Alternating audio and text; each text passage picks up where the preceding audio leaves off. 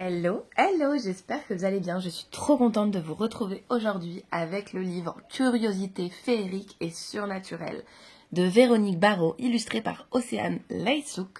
J'espère que je n'effleure pas les noms. Paru aux éditions Danae, que je remercie infiniment. Élaborer son cabinet de curiosité. Vous connaissez mon amour pour le cabinet de curiosité. Toute cette déco qu'il y a autour, toutes ces histoires, toutes ces légendes. Enfin, je suis vraiment une grande passionnée de tout ça, donc j'attendais ce livre, mais vraiment avec une impatience. Moi, je suis sur les réseaux Véronique Barrault depuis très longtemps maintenant, et elle nous montrait des fois quelques petites photos. Et je peux vous dire que je suis ravie. Voilà, donc je l'ai reçu tout à l'heure et je voulais le découvrir avec vous. Voilà, avant ma lecture, je me suis dit, tiens, on va le découvrir ensemble. Donc c'est parti. Allez, regardez-moi déjà la beauté. Regardez-moi ça. L'illustration de couverture, franchement, c'est magnifique. Les couleurs sont magnifiques. Je tiens à m'excuser pour ma voix qui n'est toujours pas revenue. Elle va bientôt revenir, je le sens, mais pas encore. Voilà, donc il est au prix de 24 €. Vous pouvez déjà vous le procurer en librairie, ça y est. Kit de protection anti-vampire vendu aux enchères. Poudre de licorne délivrée en pharmacie. Permis de chasser le Yéti. Concours de pêche à la sirène. Procès accusant les hommes et les femmes d'être des loups-garous. Aussi insolites que réels, ces exemples tirés d'hier et d'aujourd'hui témoignent de notre fascination pour les créatures surnaturelles. À en croire les péripéties, croyances et recherches scientifiques retracées dans cet ouvrage, cet attrait pour les êtres fantastiques semble loin de s'épuiser d'ailleurs. De nombreux passionnés recherchent toujours des chimères taxidermiques et autres créations féeriques pour enrichir leur cabinet de curiosité. Vous découvrirez dans ce livre les pièces de collection les plus précises, les plus prisées, ainsi que des astuces pour les confectionner ou les acquérir, de manière à créer votre propre assortiment féerique. Donc ce livre va nous donner le pouvoir de créer nos propres petits objets de curiosité, féeriques. On adore. Donc c'est parti, on l'ouvre ensemble. Allez, let's go. Regardez-moi ça déjà. Est-ce que c'est pas trop beau? Non mais c'est trop canon. Là, vous découvrez la même illustration que sur la couverture. Et ensuite, on rentre dans le vif du sujet. Et ici, on découvre le sommaire. Donc, le basilic. Ensuite, on a les changelins, les djinns, les dragons, l'elfe, fantôme, fée, feu follet, géant, griffon, uldufolk, jacalope, kraken, la licorne, mais encore les loups-garous, les nagas, les nessis, les rocs, les sirènes, les vampires. Et on terminera par le Yéti. Ne cesse pas magnifique. Allez, on commence. Donc le préambule, moi j'adore les illustrations, c'est hyper féerique, ça fait vraiment petit grimoire à l'ancienne. On rentre vraiment dans le thème, je trouve. Un monde entier fourmille de croyances populaires, insolites sur les êtres fantastiques.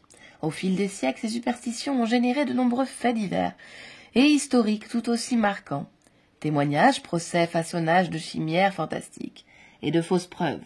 Malentendus dramatiques, festivals honorifiques, permis de chasser spécifiques et expositions dans des temples ou les musées.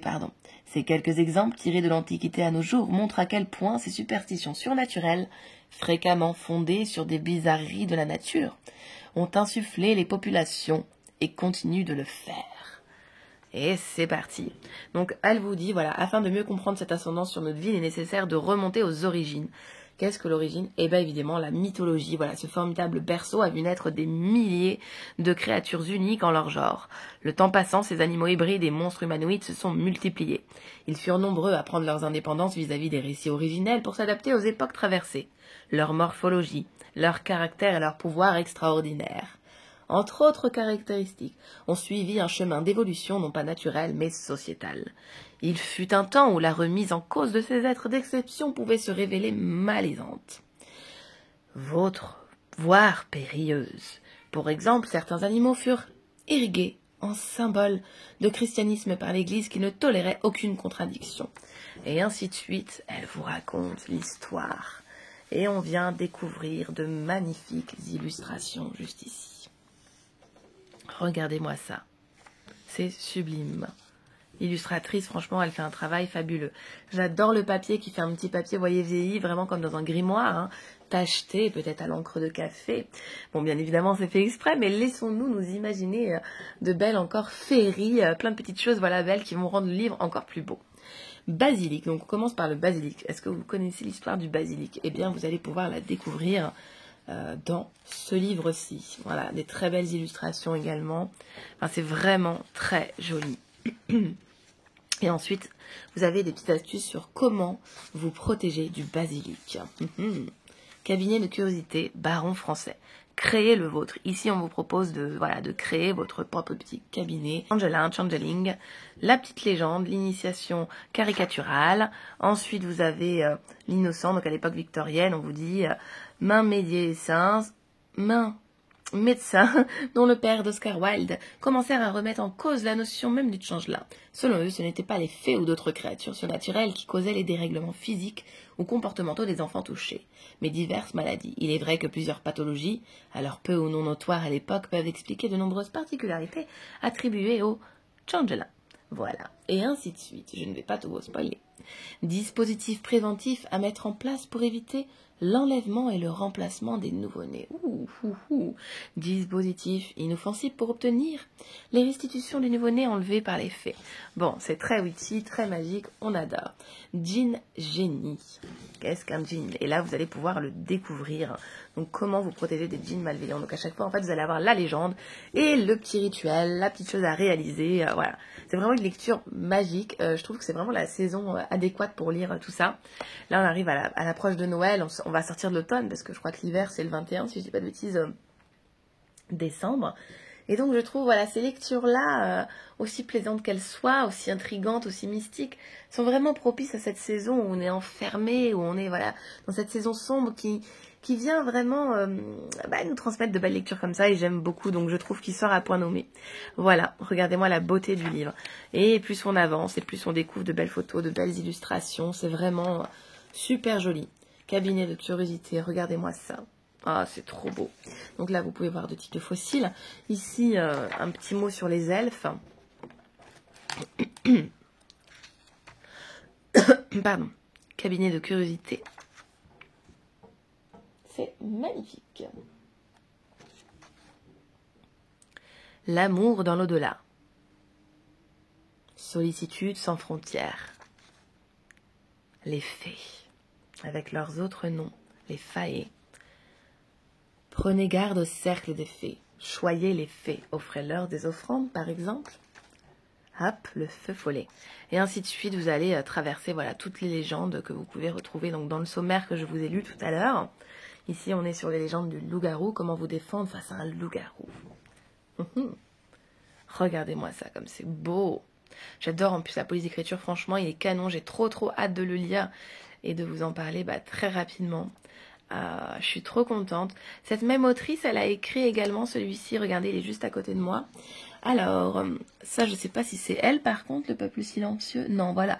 Moi, j'ai fait Les Manteaux, je l'aime beaucoup. Voilà, elle a écrit celui-ci. Celui-ci, je l'ai juste à côté de moi dans la caisse. J'aime bien le regarder de temps en temps. C'est un almanach, donc il vient vous accompagner en fait tout au long de l'année. C'est un petit livre qui est juste magnifique. On retrouve exactement les mêmes illustrations. Donc c'est sûrement la même illustratrice. Attendez, je vais vous dire, j'ai le livre juste là. Je vais vous le montrer aussi.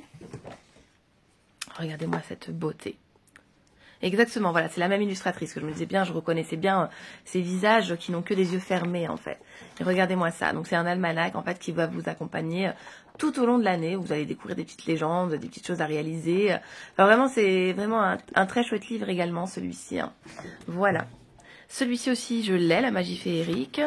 Alors, en tout cas, voilà, vous retrouvez des très beaux livres également parus chez Danae. Et celui-ci, il a l'air très joli, je ne le connais pas, Guide de terrain du petit peuple. Voilà, donc on termine ce livre par la même illustration qu'au début. C'est trop joli, avec des petites étiquettes qu'on vient coller sur nos petites fioles d'apothicaire. Voilà. Et bien écoutez, moi je suis trop contente de l'avoir. Je le trouve canonissime. J'ai trop hâte. Je pense que je vais le lire dès ce soir. Voilà. Bon, je pense qu'il va se lire assez vite parce que moi, quand je suis passionnée, je me fous dedans à fond. J'adore les légendes, j'adore tout ce qui est mysticisme, j'adore tout ce qui est féerique, tout ce qui est surnaturel. Donc, bon, on est dans mon élément. En plus, c'est trop joli et moi, j'aime, vous le savez maintenant, quand les livres sont beaux. Oui, je sais. Ça me donne envie de plus les lire quand le livre est beau que quand c'est juste une couverture toute simpliste. Là, en plus, on a une belle couverture rigide. Enfin, vous voyez, tout de suite, c'est voilà, on est dans un beau livre qu'on a envie de lire et on a envie de sauter à l'intérieur, quoi. Voilà. Donc, écoutez, je vous remercie d'avoir été présent. Je vous fais de gros bisous et je vous dis à très vite.